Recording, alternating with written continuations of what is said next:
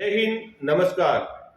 आज हम चर्चा करेंगे आर्मी नर्सिंग असिस्टेंट के अंदर किस टाइप का पेपर आता है, किस टाइप के क्वेश्चन आते हैं और किस प्रकार के सवालों से एक स्टूडेंट को एग्जाम के दौरान जूझना पड़ता है और उनका आंसर वो कैसे दे पाए। इसी के बारे में कल संडे 10 मार्च 2024 को एएमसी सेंटर लखनऊ के अंदर जो पेपर आया है, हूबहू वो पेपर मेरे सामने रखा हुआ है और इसी को डिटेल से विद्याधर जी एक्सप्लेन करेंगे और बताएंगे। क्योंकि आगे आने वाले महीने में 22 अप्रैल को फिर से बीआरओ भर्ती देखने वाले बच्चों के लिए नर्सिंग असिस्टेंट के लिए तैयारी करें युवाओं को, इससे काफ़ी सहायता मिलेगी और युवा आसानी से जो क्वेश्चन अभी आए हैं उससे रिलेटेड, उससे मिलते जुलते और जो संभावित क्वेश्चन है उनको, इन क्वेश्चनों को देख के और वो आसानी से नर्सिंग असिस्टेंट के पेपर को सॉल्व कर सकते हैं। तो अभी बात करेंगे विद्याधर जी से, ये 1 बाय 1 आपको क्वेश्चन बताएंगे कि किस टाइप के क्वेश्चन आए हैं। तो विद्याधर जी बताइए, शुरुआत वाले 1 या 2 क्वेश्चनों को आप एक्सप्लेन कीजिए कि क्वेश्चन नंबर 1 क्या था और उसका आंसर क्या है। नमस्कार साथियों, मैं विद्याधर करेंट डिफेंस एकेडमी से आपका हार्दिक स्वागत है। मैं बताना चाहूँगा कि अपनी जो अभी आर्मी के अंदर जो ये नर्सिंग असिस्टेंट का एग्ज़ाम हुआ, हूबहू अपने 35 क्वेश्चनों में से 32 प्लस क्वेश्चन हूबहू अपनी नोट से मिले हैं और उसके अंदर किस प्रकार से और कौन कौन सी जगह अपने लिखवाए हैं उनका भी मैं आपको इसके अंदर मुआयना दूंगा कि अपने नोट्स में वो पेपर में कहाँ उपलब्ध थे और किस प्रकार से लिखवाया गया था। जिसमें पहला क्वेश्चन आया था आपके सामने, अनुमापन सूचकांक के रूप में अम्ल और क्षार के मेजरमेंट के लिए किसका उपयोग किया जाता है। तो इसका आंसर था, वहां पर ऑप्शन दिया गया था आपको फिनोप्थिलीन। ये फिनोप्थिलीन जो होता है ये अपने आप में एक रिजेंट होता है। इसमें अपन 2 लिखवाते हैं एक साथ, एक नेचुरल रिजेंट और एक अपने आप में आर्टिफिशियल रिजेंट। तो अपन आर्टिफिशियल की बातचीत करें तब तो अपने पास में आ रहा है क्या, सिंथेसिस जो होता है फिनोप्थिलीन। अगर नेचुरल की बात करता तो अपन आंसर देते लिटमस पेपर। वहाँ लिटमस पेपर में आपको नोट्स में लिखवाया जाता है एसिड, बेस और सॉल्ट के अंदर। दूसरा क्वेश्चन अपने पास में आया उसी टॉपिक से ही, अम्लों का राजा बोले या रसायनों का राजा यानी किंग ऑफ एसिड, तो हमने वही लिखवाया जाता है सल्फ्यूरिक अम्ल H2SO4। H2SO4 जहाँ लिखवाया जाता है, ये तो था लिखवाया अम्लों का राजा, उसी के नजदीक एक दूसरी अपन बिंदु लिखवाते हैं अम्ल राज, जिसे अपन कहते हैं एक्वा रेजिया। HCl और HNO3 का जो अपने आप में दोनों का कॉम्बिनेशन होता है 3:1 के अंदर, वो अम्ल राज होता है, ये अम्ल राजा है। अपने एग्जाम में पूछा था अम्लों का राजा, जिसका आंसर सही था H2SO4 सल्फ्यूरिक अम्ल। इसी को गंधक का अम्ल भी बोलते हैं, सल्फर का अम्ल भी बोलते हैं, अम्लों का राजा भी बोलते हैं। दूसरा क्वेश्चन आया है अपने एटम से। एटम का जो चैप्टर से क्वेश्चन आया था, वहां आया था अपने पास में क्वांटम नंबर से। क्वांटम नंबर आपको सिखाया जाता है, 4 होती है अपनी NLMS, जिसको अपन कह सकते हैं मुख्य क्वांटम संख्या, चुंबकीय क्वांटम संख्या और चक्रण क्वांटम संख्या और द्विगंशी क्वांटम संख्या। तो उनमें से आपसे यहाँ पर पूछा गया था, एन जो होती है वो मुख्य क्वांटम संख्या होती है, दूसरी होती है वो द्विगंशी क्वांटम संख्या होती है स्मॉल एल, और तीसरी होती है चुंबकीय क्वांटम संख्या। यहाँ क्वेश्चन आपसे पूछा हुआ है चुंबकीय क्वांटम संख्या को किसको रिप्रेजेंट करती है।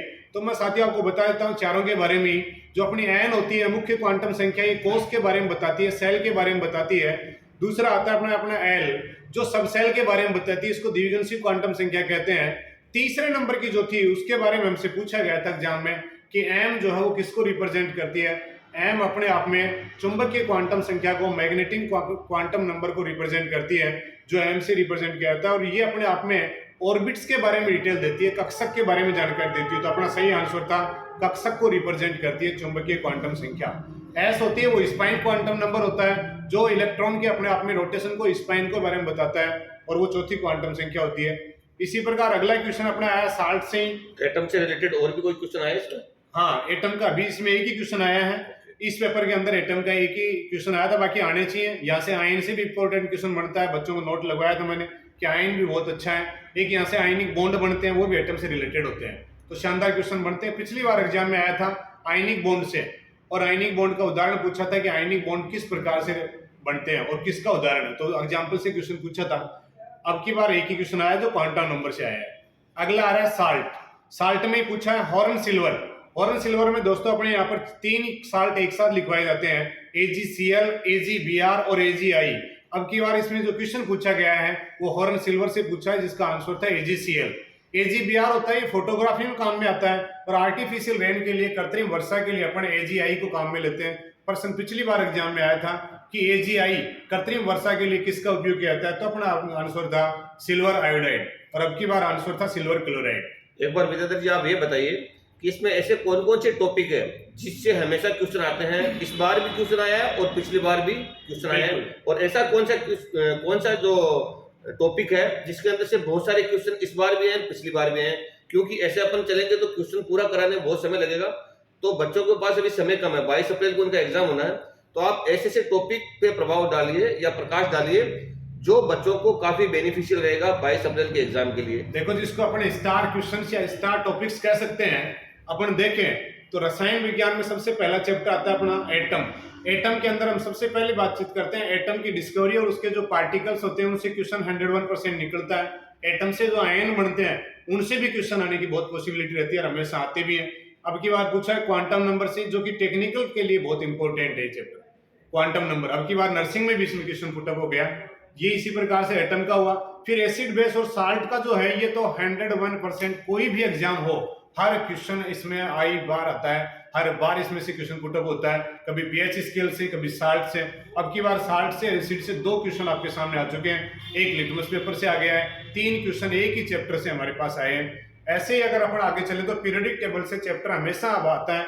अब की बार उसका क्वेश्चन यहाँ से कट आउट हुआ है जो नहीं आया, लेकिन 90% अपन कह सकते हैं पढ़ना चाहिए पर्टिकुलर हमेशा। तो हमारा जो पीरियडिक टेबल होती है उसके फैक्ट्स होते हैं वो भी बहुत ही शानदार और इंपॉर्टेंट चैप्टर है। अब की बार नहीं आया लेकिन आएगा निश्चित रूप से क्वेश्चन। ऐसे अपन अगर बातचीत करें बायोलॉजी के अंदर, तो बायोलॉजी में हम बातचीत करते हैं सेल और सेल ऑर्गन्स की, वहां से भी 101% क्वेश्चन पुटअप होता है। फिर उसके बाद अपन बात आया है सेल से रिलेटेड क्वेश्चन, सेल का क्वेश्चन एक आया है इसमें, अभी अपन चर्चा करेंगे आगे। दूसरी बात, जो एक अध्ययन होते हैं, जितने भी स्टडी होते हैं, जैसे अपन बातचीत करें कोशिका का अध्ययन साइटोलॉजी है, किडनी का अध्ययन नेफ्रोलॉजी है, वो अध्ययन से रिलेटेड एक क्वेश्चन हर बार आता है। अब की बार भी इसमें आया है, अब की बार घोंसले से रिलेटेड आया, घोंसले से रिलेटेड आया है। और घोंसले का जो क्वेश्चन आया है वही अपन ने बच्चों को लिखवाया था कि पक्षियों का अध्ययन क्या कहलाता है, ऑर्निथोलॉजी, उन्होंने पक्षियों के घोंसलों का अध्ययन पूछ लिया। तो ये बहुत ही अच्छे क्वेश्चन होते हैं रिलेटेड, जो अध्ययन से संबंधित आते हैं। अध्ययन का अर्थ होता है स्टडी, स्टडी को अपन बोलते हैं लॉजी। जैसे अपन कहें बायो प्लस लॉजी, तो बायो यानी जीवों का, लॉजी यानी अध्ययन, इसी प्रकार से अपन बोलते हैं। तो ये सारे के सारे अध्ययन से रिलेटेड क्वेश्चन हर बार पुटअप होता है। एक जो क्वेश्चन अपन बातचीत करें तो रोगों का भी हमेशा क्वेश्चन आता है, 101% आता है। अब की बार भी पूछा है, दूषित जल के कारण से होने वाले रोगों के अंदर एक क्वेश्चन पुटअप हुआ है। ऐसे अपन बातचीत करें फिजिक्स, फिजिक्स में भी एक एसिलरेशन जिसको अपन कहते हैं त्वरण, ये 100% श्योरिटी के साथ क्वेश्चन है कि टेक्निकल का फेवरेट क्वेश्चन है एसिलरेशन से। और अब की बार यहाँ भी दिया है डिस्टेंस और अपने आप में डिस्प्लेसमेंट में से एक क्वेश्चन पुटअप हुआ है नर्सिंग के अंदर भी। तो ये कुछ एक टॉपिक होते हैं जो बहुत ही इंपॉर्टेंट होते हैं। एक ग्लैंड से क्वेश्चन हमारे हमेशा पुटअप होता है आर्मी नर्सिंग असिस्टेंट का श्योरिटी के साथ में। ग्लैंड्स का जो चैप्टर है, कौन सा क्वेश्चन आया ग्लैंड से रिलेटेड? ग्लैंड्स का आपकी बार यहाँ हार्मोन्स की दे दिया, वो प्लांट से रिलेटेड दे दिया, पादप हार्मोन। तो जो क्वेश्चन आया था इसमें फलों को पकाने के लिए पादप हार्मोन कौन सा काम में लिया जाता है, तो इसमें दिया गया एथिलीन। और अपन ने वही नोट डाल के लिखवाया एकमात्र एथिलीन है, एसिटिलीन है, एथिलीन। एसिटिलीन का नाम आते तो अपन चले जाते रसायन में, जो कि वेल्डिंग के लिए काम में आ जाता। एथिलीन जो है वो गैसीय हार्मोन है और नोट डाल के लिखवाया गया, बहुत बार क्वेश्चन रिपीट हुआ है, बहुत अच्छा फेवरेट क्वेश्चन है। इसी प्रकार प्लांट्स का एक क्वेश्चन और भी आया है क्लोरोफिल के लिए। जो प्लांट्स होते हैं उनका कलर अपने को दिखाई देता है कि हरा होता है, ये अपन लिखाते हैं कहां? ये क्वेश्चन आर्मी जीडी के अंदर भी आज तक कम से कम 10 टाइम्स आ चुका है। नर्सिंग के अंदर भी ये एक एग्जाम छोड़ के और अगले नेक्स्ट एग्जाम में या 2-3 एग्जाम में एक बार ये क्वेश्चन रिपीट होता है। तो आर्मी जीडी वाले जो बच्चे हैं वो भी इसको एक बार माइंड में रखे कि ये question army GD, technical, colour और नर्सिंग असिस्टेंट सबके अंदर आने की इसकी संभावनाएं होती है, तो इस पर थोड़ा ध्यान देना चाहिए। इसको अपन पढ़ाते हैं लवक के अंदर, जहां बोलते हैं प्लेस्टिड जिसको कहा जाता है, उसके अपन तीनों टाइप बहुत डिटेल में नर्सिंग असिस्टेंट के लेवल तक लेके जाते हैं। लवक के 3 टाइप बताए जाते हैं आपको, क्लोरोप्लास्ट, ल्यूकोप्लास्ट और अपने आप में क्रोमोप्लास्ट। क्रोमोप्लास्ट को अपन कह सकते हैं वर्णी, क्लोरो को बोल सकते हैं हरित लवक और ल्यूकोप्लास्ट को अवर्णी लवक। अब की बार इसमें आया क्लोरोप्लास्ट से क्वेश्चन आया है और हमेशा पुटअप होता है। इसकी सेंट्रल मेटल एलिमेंट जो होता है वो मैग्नीशियम होता है। हमारी बॉडी में पूछा जाता है इसके ऊपर रिलेटेड जो प्लांट्स से संबंधित है। हीमोग्लोबिन जो होता है वो पिगमेंट होता है और उसमें भी पूछता है कई बार कौन सी मेटल पाई जाती है, तो आयरन पाई जाती है। और हीमोग्लोबिन को रेस्पिरेटरी अपने आप में पिगमेंट कहा जाता है और इसको अपन बोल सकते हैं जो प्लांट्स के अंदर होता है ये क्लोरोफिल अपने आप में यहाँ पर रेस्पिरेटरी पिगमेंट का काम करता है, हमारी बॉडी में हीमोग्लोबिन काम करता है। तो ये क्वेश्चन इसके अंदर आए। अगले क्वेश्चन पे अपन चर्चा करें तो क्वेश्चन पूछा गया था अल्कोहल और पानी को कौन सी विधि से अपन आइसोलेट कर सकते हैं, अलग कर सकते हैं, तो उसका राइट आंसर था दोस्तों आसवन विधि के द्वारा। अगर यहाँ आ जाता पेट्रोलियम पदार्थों का अपने आप में फिल्ट्रेशन कौन से मेथड से करेंगे, तो अपन बोलते हैं प्रभाजी आसवन। यहाँ आसवन है वहां प्रभाजी आसवन है। प्रभाजी और आसवन में से दोनों में अंतर क्या है, जहां अपने आप में बॉइलिंग पॉइंट टेम्परेचर का डिफरेंस बहुत ज्यादा होता है तो अपन प्रभाजी काम में लेते हैं, और नॉर्मल अगर दोनों के बीच में थोड़ा सा डिफरेंस होता है तो अपन कह सकते हैं आसवन विधि। यहाँ अल्कोहल और पानी का आइसोलेशन पूछा था जो आसवन विधि के द्वारा अपन कर सकते हैं। अगला है अमलगम। अमलगम, अब देखो मैंने पीछे नाम बताया था अम्लों का राजा, अम्ल राज, और अब की बार फिर आ गया अमलगम। तीनों में अंदर एक ही नाम आ रहा है, लेकिन छोटे माइनर जो क्वेश्चन होते हैं ना, मैं बार बार कहता हूं एक शब्द ही उत्तर को चेंज कर देता है। अमलगम अपन बातचीत करें तो एक मेटल प्लस उसके साथ में दूसरा है पारा, तो एक तो पारा 100% है ही, उसके साथ कोई भी अगर मेटल आती है तो दोनों मिलकर के जो अपने आप में मेटलॉइड बनता है, मिश्र धातु बनती है, वो अमलगम कहलाता है। इसमें एक ही मेटल ऐसी है जो नोट डाल के लिखवाया जाता है नोट्स के अंदर कि आयरन के साथ में पारा कभी भी अमलगम का निर्माण नहीं किया जाता। क्वेश्चन ये भी पूछा हुआ है टेक्निकल में कि पारे को लोहे के बर्तनों में क्यों रखा जाता है, उसका कारण यही है कि वो उसके साथ अमलगम नहीं बना पाता। तो ये क्वेश्चन भी आया अपना। अगला क्वेश्चन आया है बॉटनी से, जिसका नाम है ब्रायोफाइट्स का मादा प्रजनन अंग। ब्रायोफाइट्स के बारे में नोट डाल के लिखवाया हुआ है और पहली लाइन में लिखवाया जाता है कि प्लांट्स का अपने आप में एम्बायोटिक जो प्लांट्स जिनको कह सकते हैं, उभयचर जिनको अपन कह सकते हैं, तो वो अपने आप में कौन है, ब्रायोफाइट्स होते हैं। इनके मादा फीमेल रिप्रोडक्टिव ऑर्गन्स का नाम पूछा है जो अपना होता है आर्किगोनियम। अगर मेल पूछे तो एथेरिडियम इसका नाम होता। किडनी से अगला क्वेश्चन आया है, किडनी से हमारे एक्सक्रीटरी ऑर्गन से, उसमें आता है किडनी की बड़ी कौन सी पाई जाती है, बल्कि अपन किडनी के बारे में पूरी डाटा लिखते हैं। तो बड़े और छोटे की बात आए तो मैं दोनों की बात कर देता हूं। अपनी बॉडी में 2 ही लंग्स पाए जाते हैं, एक जोड़ी 1 पेयर, और 2 ही किडनियां पाई जाती है, एक जोड़ी। तो अपन कहें तो किडनी जो होती है ना हमारी बाई जो होती है वो अपने आप में बड़ी होती है, और दाहिनी किडनी छोटी होती है, वो थोड़ी नीचे भी होती है।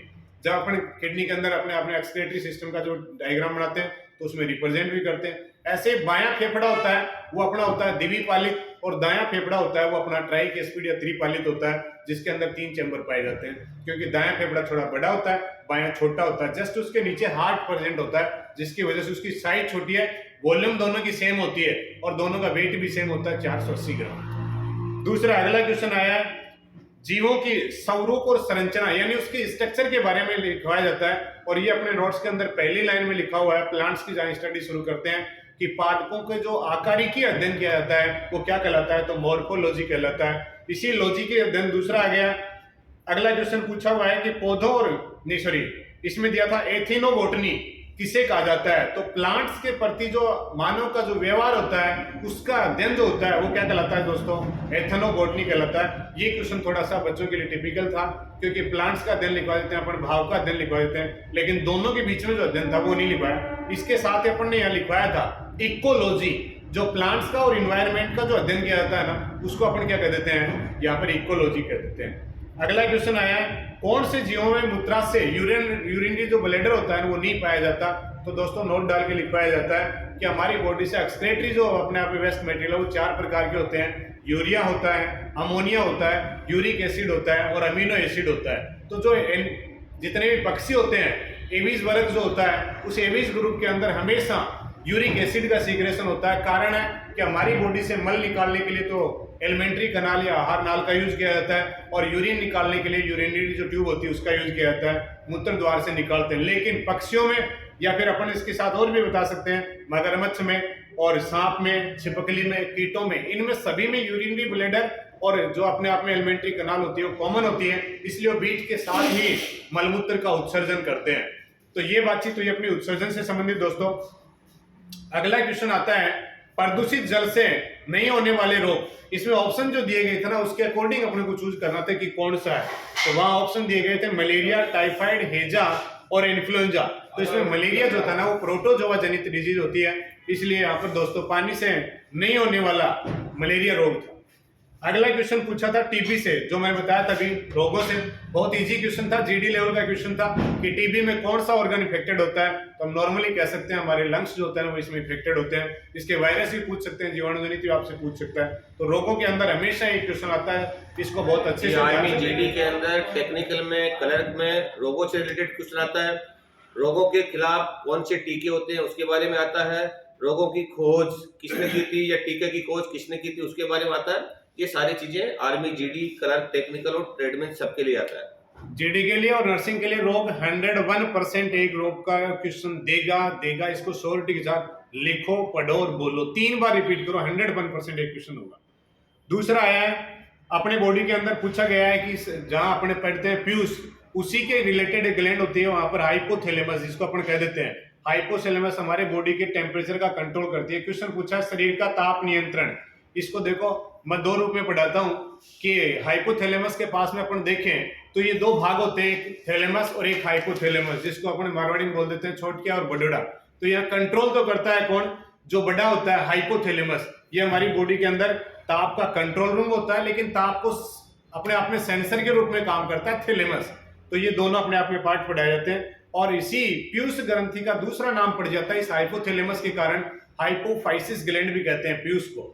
तो वो भी प्रश्न पूछा हुआ है। मास्टर ग्रंथि, इसको हेडमास्टर ग्रंथि कहते हैं या मास्टर ऑफ मास्टर भी कह सकते हैं। ये दोनों क्वेश्चन बार बार रिपीट हुए। मास्टर ग्रंथि वाला क्वेश्चन भी आर्मी जीडी में कई बार रिपीट हो चुका है। और हेडमास्टर का नाम लेते ही अपन हाइपोथैलेमस पे आ जाएंगे, मास्टर का नाम लेते ही पीयूष पे चले जाएंगे। एक ही शब्द का फर्क है, आंसर चेंज हो जाएगा। अगला क्वेश्चन हमारा क्लोरोफिल का, पीछे मैंने चर्चा करी थी आपको। इसके अंदर क्लोरोफिल के अपने आप में मेटल पूछ ले, इसका फॉर्मूला पूछ ले। बढ़ो क्योंकि समय थोड़ा सा कम है। अगला क्वेश्चन आ रहा है हमारे पास में, पक्षियों का जो अध्ययन है वो घोंसलों का अध्ययन पूछा अब की बार एग्जाम में, और हमने लिखवाया था यहाँ पर पक्षियों का अध्ययन। तो वो भी हमने यहाँ डिस्कस कर लिया है। पक्षियों के घोंसलों का अध्ययन होगा, उसका आंसर होगा हमारा नोडोलॉजी। नीडोलॉजी जो होता है वो घोंसलों का अध्ययन कहलाता है, पक्षियों का अध्ययन ऑर्निथोलॉजी। फलों को पकाने के लिए बताया था विगैसीय हार्मोन। अगला क्वेश्चन हमारे पास आ रहा है, कण के विस्थापन अगर अपने आप में शून्य है तो दूरी हमेशा कहते हैं कि दूरी अदिश राशि होती है। और मैं तो वैसे भी कहता हूं दूरियां किसी से भी बढ़ानी नहीं चाहिए, क्योंकि ये बढ़ती चली जाती है। कारण है इसके पीछे, तो साइंस का भी एक रीजन है। ये अदिश राशि होती है, अपने आप में स्केलर यूनिट होती है, जो एक बार बढ़ती है हमेशा पॉजिटिव ही रहती है, ये नेगेटिव नहीं होती है। लेकिन जो वेक्टर क्वांटिटीज होती है वो पॉजिटिव भी हो सकती है, नेगेटिव भी हो सकती है और जीरो भी हो सकती है। तो इसलिए हम कह सकते हैं यहाँ पर विस्थापन जो था वो शून्य हो सकता है, लेकिन दूरी कभी भी शून्य नहीं होती है। तो ये दूरी से रिलेटेड क्वेश्चन आया था। अगला आया फेदम। फेदम अपने आप में किसके लिए काम में लिया जाता है? तो उसके लिए लिखवाया जाता है फेदोमीटर। समुद्र की डेप्थ को नापने के लिए फेदोमीटर का यूज किया जाता है। मैंने यहाँ दूसरा भी क्वेश्चन एक साथ कवर करवाया था, और वहां एक तीर से ही 2 शिकार हुए हैं और दोनों क्वेश्चन एक ही जगह पुटअप हो गए। एक तो फेदोमीटर से रिलेटेड लिखवाया, उसी टाइम लिखवाया जाता है अपन साउंड पढ़ते हैं वेव, तो उस दौरान लिखवाया जाता है कि साउंड्स के अंदर अपन साउंड को फ्रीक्वेंसी के आधार पर 3 भागों में डिवाइड करते हैं, इंफ्रासोनिक, अल्ट्रासोनिक और ऑडिबल। तो उनकी तीनों की रेंज लिखवाई जाती है। अब यहाँ पर दोनों की रेंज देकर के, इंफ्रासोनिक और अल्ट्रासोनिक की रेंज देकर पूछा था ये कौन सी रेंज के अंदर आएंगे, तो अपन कह सकते हैं 0 से 20 हर्ट्ज होती है वो इंफ्रासोनिक, 20 से लेकर के 20,000 हर्ट्ज ऑडिबल, और 20,000 से ऊपर की होती है वो अल्ट्रासोनिक होती है। अल्ट्रासोनिक के लिए अपन एक डिवाइस भी काम में लेते हैं जिसका नाम होता है sonar. Sound navigation and ranging system जो होता है वो समुद्र के अंदर डूबी वस्तुओं की गहराई का पता लगाने के लिए काम में आता है, और ये साउंड रिफ्लेक्शन थ्योरी पे काम करता है। ये तीनों चारों चीजें बहुत इंपॉर्टेंट है टेक्निकल वाले बच्चों के लिए भी। आपने लिखवा रखी है बच्चों को बिल्कुल लिखवाया हुआ है। ये सारी चीजें आपको नोट्स में बाकायदा मिल सकती है, प्रूफ के साथ आप चेक कर सकते हैं अगर कोई भी देखना चाहे। बहुत बढ़िया। दूसरी बात, अगला लिखवाया है गैसों के दाब के लिए। अब दाब का नाम लेते हैं, मैं यहाँ 4-5 दाब एक साथ ही बताऊंगा। गैसों के दाब के लिए डिवाइस पूछा है इसने, तो डिवाइस का नाम हम देंगे मैनोमीटर। क्या नाम देंगे भाई? मैनोमीटर। मैंने वही लिखवाया है गैसों के वायुमंडलीय दाब के लिए। प्रश्न दोस्तों तो बहुत अच्छा आता है और छोटा सा डिफरेंस है। दाब का मात्रक पूछे तो बोलेंगे हम पास्कल, न्यूटन पर मीटर स्क्वायर भी बोल सकते हैं, लेकिन मैं नोट डाल के लिखवाता हूं वही वायुमंडलीय दाब, जिसका आंसर होता है बार। और ये एक ही शब्द यहाँ बहुत बड़ा अंतर कर देता है, बच्चों को बहुत बच्चों से आगे और पीछे कर देता है। तो आपको भी ध्यान देना है। तो वायुमंडलीय दाब का मात्रक जो होता है वो बार होता है, और डिवाइस पूछ ले तो बैरोमीटर देते हैं। अब यहाँ देखो छोटा अंतर आया था, गैसों का दाब, तब तो आंसर आ गया मैनोमीटर, लेकिन ये प्रश्न यही होता है वायुमंडलीय दाब, तो आंसर हो जाता बैरोमीटर। इसी प्रकार से हम तीसरा भी लिखवाते हैं यहाँ यहीं पर, पे एरोमीटर भी पूछते हैं कई बार, वो मैंने लिखाया है बच्चों को वही नोट लाइन में। अगला आता है वायुमंडलीय गति के लिए, तो अपन कहते हैं एनीमोमीटर, जो वायुमंडल के अंदर जो हवा बहती है उसकी गति के लिए, और ये जीडी का क्वेश्चन पूछा हुआ है, तो इसलिए यहाँ भी ध्यान करना है अपने को। अगला क्वेश्चन आया है प्रकाश से, और प्रकाश में घटना आती है इंद्रधनुष का निर्माण। इंद्रधनुष का जो निर्माण होता है इसमें 3 घटनाएं एक साथ होती है। मैं कह रहा हूँ इंद्रदेव जो पर्सन होते हैं तो जल थल और गगन तीनों मिलते हैं, वही तीनों घटनाएं यहाँ है। अपवर्तन भी होता है, पूर्ण आंतरिक परावर्तन भी होता है, और साथ में परिकिरण की घटना हुई है, जिसकी वजह से हम कह सकते हैं वर्ण विक्षेपण, कलर स्कैटरिंग की घटना होती है, जिसमें 7 रंग बनते हैं। और फॉर्मूला भी लिखवाया जाता है बच्चों को विब योर, VIBGYOR, जिसमें मैं कहता हूं, मैं तो मेरा ही नाम देता हूं कि V से विद्याधर, विद्याधर सबसे नीचे है, R फॉर ऊपर रेड, तो रेड सबसे ऊपर होता है और वॉयलेट हमेशा नीचे रहता है। ये भी क्वेश्चन बहुत बार पूछता है। इस कलर की फ्रीक्वेंसी भी पूछता है। लाल के लिए 2 चीजें याद रखनी है, उसकी लैम्डा तरंग दैर्घ्य सबसे ज्यादा होती है और वेलोसिटी वेग सबसे ज्यादा होता है। बाकी जो भी पूछे आंख बंद करके आंसर टिका देना, सब कुछ कम ही है। और वॉयलेट के लिए दोनों चीजें क्या है, कम है, और बाकी सब कुछ क्या है, ज्यादा है। तो इस प्रकार से अपन इसका डिस्क्रिप्शन पढ़ते हैं। अगला क्वेश्चन आया भूकंप से, प्रश्न पूछा हुआ है भूकंप का अध्ययन क्या कहलाता है, तो हमारा आंसर था सिस्मोलॉजी, लेकिन मैंने तो यहाँ 2 बिंदु और भी लिखवाए थे। भूकंप का अध्ययन तो सिस्मोलॉजी है, लेकिन इसकी डिवाइस पूछ लेता तो वो भी अपने नोट्स में लिखा हुआ है सिस्मोग्राफ। इसका स्केल पूछ ले तो भी लिखा हुआ है कि रिएक्टर स्केल पे मापा जाता है। तो ये सारी चीजें अपने भूकंप से, ये जो क्वेश्चन है भूकंप से रिलेटेड, ये आर्मी जीडी में इस टाइप के क्वेश्चन कई बार रिपीट हो चुके हैं, तो आर्मी जीडी वाले भी बच्चे इस पे फोकस कर सकते हैं। बाकी यहाँ पे जो 10 मार्च को जो पेपर हुआ है नर्सिंग असिस्टेंट जो MC सेंटर के अंदर, उसके सारे क्वेश्चन कवर हो जाते हैं। सिर्फ ये साइंस से रिलेटेड, आगे जो GK से रिलेटेड है और मैथ से रिलेटेड है, उसके लिए आपको अलग से वीडियो बना के दिया जाएगा। जय हिंद।